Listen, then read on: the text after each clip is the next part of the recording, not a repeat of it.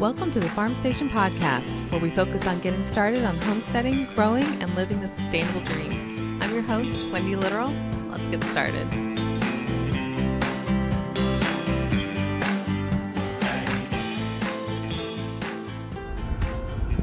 Hi, everyone. Welcome to the Farm Station Podcast. I'm your host, Wendy Literal, and this week's podcast is all about garden journaling. And I wanted to do this because even though I'm only a true, maybe fourth year gardener, even though I've been reading and messing with plants my whole life, when I go to garden journal, I don't do it the way that I have seen a lot of other people do. Like if you go to Etsy or if you go online and you search for garden journals, you're going to get about 1.5 billion results. And on those results, it's going to tell you to do things like track the weather, what seeds did you plant, do garden mapping, they have sections, and it's all very pretty, and it's very, artsy for, those that really like having planners and stuff, the people that decorate the planners and do the weekdays and everything. And it's nice, but the problem is that I kind of feel like for most of us, that's just not who we are as people. And even the people that are like that, I feel like they probably burn out about it, kind of halfway through. And maybe they come back to it, and then they go away from it, and then they come back to it. Every time, like at the beginning of the year, for example, I will get a brand new calendar and I will mark that thing up. I will, make all my plans. I will put these goals out. I will do all these things. And then I don't look at it again for another 6 months. And then about this time of year, June, and then I will be like, oh yeah, I had goals for this year, and I go back and I try to figure stuff out. What can I still do? Do I want to do any of this stuff anymore? No, probably not, because I have kids, and kids are my life. So, it's just, and speaking of, I have one in the backseat right now who's probably going to be part of this podcast at one point or another. But basically, it's never worked out well for me. And like this year is no different. I started a journal, and I was very good with it, and by journal I mean like a calendar that also had a journal aspect to it, and I was very good January, and then I completely fell off. And then I discovered this thing called a bullet journal. Now, bullet journals, for those of you that don't know, it is a method for note-taking and journaling and kind of calendar and everything all at once and above. And I forget the name of the guy that came up with it, and if I can find it, I'll put it in the show notes for you.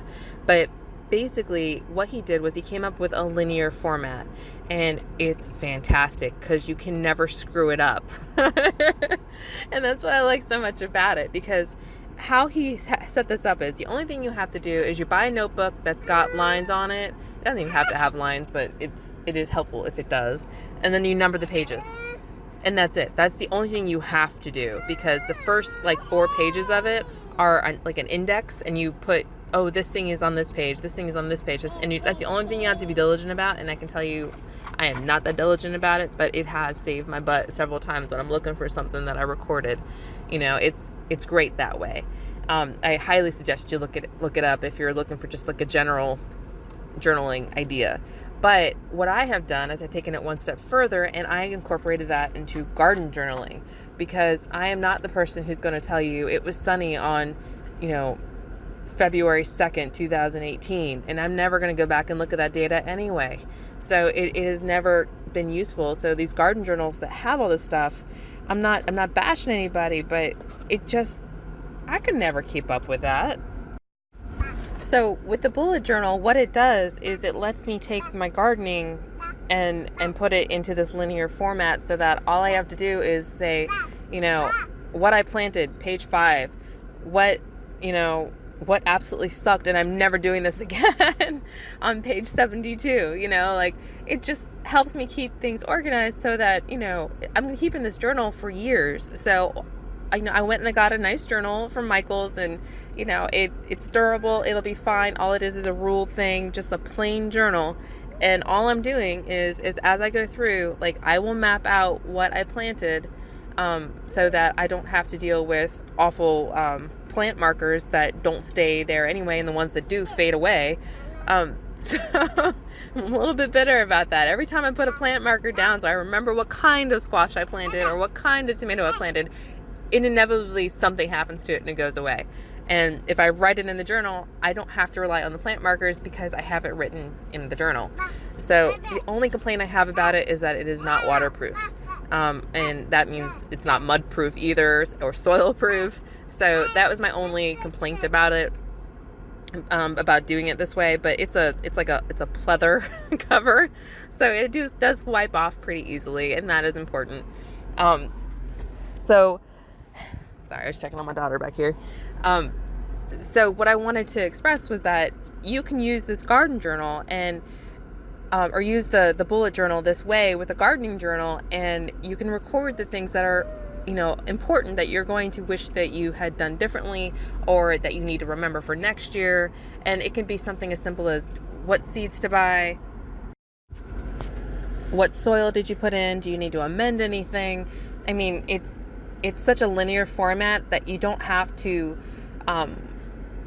you're just writing onto the next page. Like, how it works is that you would write at the top of the page what this page is about, and then you write that title in your index at the beginning, which is very bullet journal-y, and then you would just write down what the things you needed for that day, and then the next day you would turn the page and go, oh, I'm going to make a map on this page, or turn the page. I mean, it's just blank pages, right? So you just write on the next thing that you have to accomplish. So you're not recording into a special section. You're not recording into a special grid drawing or something. Like, you are just recording the thing that you need, and then you're closing the book and walking away. Like, that's what's so great about the bullet journal. And I've been doing that for my business. I've been doing that for my personal life. Like, it's awesome. You do blow through the journal, but you actually use the journal. So I've had this journal, my day-to-day one, now for I think 5 months, something like that. So it's not like an immediate thing that you get to the end, but I'm just now getting to the end of it. And this thing's been awesome. I will say, if you can get one that has a spiral bind, it does seem to be a little bit better, just because you can, lay it flat and you can turn it around. You can just have the thing you're working on directly in front of you. It's a little bit more convenient. The ones that are bound, you can't lay flat when you're in the garden, and that's something that does kind of suck. So do try to get one that's spiral bound. But what is neat about this whole, the way I've applied it to the garden journal is that, I have a list of things that I should keep track. Whoa. Hello, Lily. Sorry. So I do have a list of things that I try to keep track of, things that I want to remember. And I do refer back to that. And that is a list inside my garden journal, and I refer back to it. But it's not solid, right? It's not something I feel like I have to do. I do have a page that I wrote 4 pages. I wrote spring, summer, fall, and winter. And on those things, I just write things that I either want to remember or things that I want to say, oh, I don't want to do this. And then that way, when the next spring, summer, fall, winter comes around, I just go to that page and I'm like, oh, okay, that's what I didn't want to do. And what's nice about it is because it's not spread out throughout the whole book. One, it's a lot easier to remember where everything is because it's indexed in the front of the book. And 2, you don't feel like you've only can use the book for the one season. Like, if you make a map, next year that map has already been used and there's nothing you can do about it, and you have to either go get a new journal or try to cram another page in with the current journal. It's kind of like when it's forced to be in an order, then you don't get to use the full extent of the journal. And that's what I have liked about this bullet journal type, right? And I did put together a template. I did put it free on the show notes, so you can go to the website and get it, farmstation.com. Go to the blog, it's right there, and it will show you the suggested things. And what I suggest is you print that out and just stick it in, fold it in half and stick it inside one of the journals, or write it onto one of the pages if you don't want to have the spare piece of paper floating around. But it just kind of gives you a guide of things that you could record to kind of get you started, the things that are the mission critical stuff, the stuff that you want to know for the next year. Because every other thing that you could record, like the weather, you can just go to weather.com and look up the old weather if you really wanted to, or what the average frost date is, or the average, those things you should know, the frost dates and the first frost and the last frost. You do want to know those things, and those are something I would record in my garden journal. But things like, how hot was it last July? How hot was it this July?